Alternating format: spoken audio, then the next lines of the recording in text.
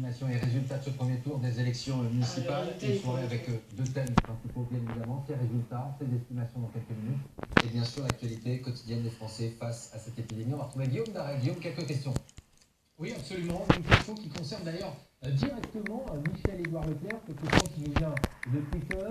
Est-ce que votre enseigne ne se mettra à vendre que des produits alimentaires et pas d'autres produits pour ne pas concurrencer de manière déloyale les petits commerces locaux qui sont, eux, obligés de fermer leurs portes? Qu'est-ce que vous répondez à ça? Alors, nos concurrents, ils sont alimentaires, ils sont dans la même situation que nous, donc c'est le même degré de concurrence. C'est le président Ensuite, de justement, il y a des Leclerc, réunions actuellement, on pose la question très pragmatique. Par exemple, les parapharmacies, est-ce qu'il faut les laisser ouvertes alors qu'elles ne délivrent pas du médicament? Le ministre a plutôt répondu oui, parce que c'est un marqueur social important. Il y a des diplômés de pharmacie qui conseillent, qui rassurent. Par contre, les espaces culturels, la parfumerie, tout ça c'est fermé. Donc, par contre, un hyper, ça se découpe pas. Hein, donc, c'est compliqué. Alors, autre question qui concerne à la fois justement le domaine du commerce, mais aussi la santé, peut-être plutôt pour Karine Lacombe. Je vais faire les courses pour mes parents qui sont âgés. Combien de temps le virus reste-t-il sur les objets? Faut-il respecter un temps d'attente avant qu'ils ne les prennent en main? Est-ce qu'on peut répondre à cela? Franchement, c'est très compliqué de répondre à cette question. En fait, il y a beaucoup de données qui sont en train d'être publiées. On pense que le virus peut être excrété dans production, on en a acheté, semaine 13, il y en aura partout. Oui, enfin, ne cachez pas comment ça se fait, il y aura donc, c'est pareil, les logiques, il y en avait plus. Je vous rappelle que les masques sont réquisitionnés par le service public et l'État. Mais si chacun fait sa part, franchement, mais moi je voudrais surtout il y a 3 millions de salariés qui travaillent dans le commerce et les services, 1,5 million à peu près dans l'alimentaire. Voilà, respectons-les, ils acceptent de travailler, ils ont des problèmes à la maison, voilà, un peu de distance, on ne s'énerve pas. Je pense que c'est ça le message essentiel.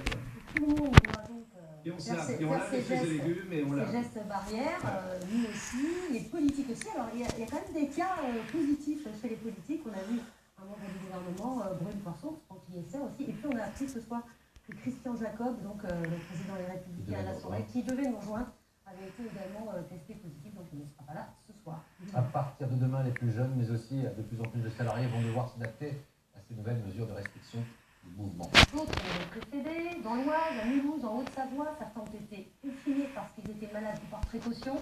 Les pensionnaires des EHPAD sont de fait privés de contact avec leur famille depuis une semaine. Et puis il y a ceux qui d'eux-mêmes choisissent de s'isoler. Catherine Rongerie et Anne Dabrigeon.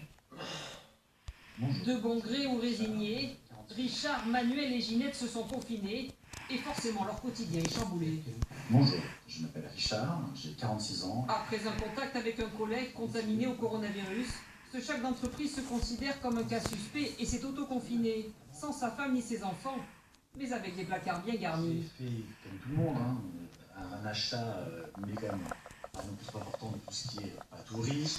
J'ai acheté des fruits, j'ai acheté des légumes, je me suis mis en quarantaine. Ils sont malades, les gens. Et j'ai décidé du coup de ne pas sortir, de limiter au maximum évidemment les sorties, une fois plus que limite aujourd'hui, à juste aller faire des courses alimentaires, mais sinon tout le reste, je ne fais plus rien et je reste enfermé. Juste mais les gens ils sont malades, L'activité de ces prochains jours, le télétravail, il a été en contact avec quelqu'un qui doit... des difficultés respiratoires et conflits de fièvre. Pas considéré comme un cas grave, c'est que là qu'il va se faire dépister. Il va se faire dépister dans le nez, là, il faut un prélèvement dans le nez. Il va se faire dépister plutôt que de psycho, il va mettre la psychose à tout le monde. Non mais Jean-Michel. Souffrant d'un cancer de la peau, ce jeune homme lui aussi s'est cloîtré dans sa maison près du bassin d'Arcachon. Bon, lui, il a un cancer, Moi, je vis plutôt pas mal. J'ai besoin de me protéger. Clairement, j'ai pas besoin de choper le virus. Mes parents non plus. Bon, là, il y a un cancer, ça. J'espère vraiment que ce virus va vite passer, que les gens vont respecter les consignes, ne vont pas se comporter comme des égoïstes. Alors, je suis madame Ginette Lepitz. Ginette Lepitz, 94 ans, vit en EHPAD près de Paris depuis vendredi. Changement de programme pour elle aussi. Donc, ma fille ne peut pas venir. Et mes petites filles non plus. 94 ans, elle est bien, elle est bien, pour son âge, c'est pas pareil. Si ça dure 2 mois, j'espère. Elle n'est pas arrivée, hein. J'espère quand même pas. Elle n'a pas arrivé, rien du tout. C'est pas difficile quand même. Des confinés qui prennent gens mal en patience, la quarantaine va durer plusieurs semaines.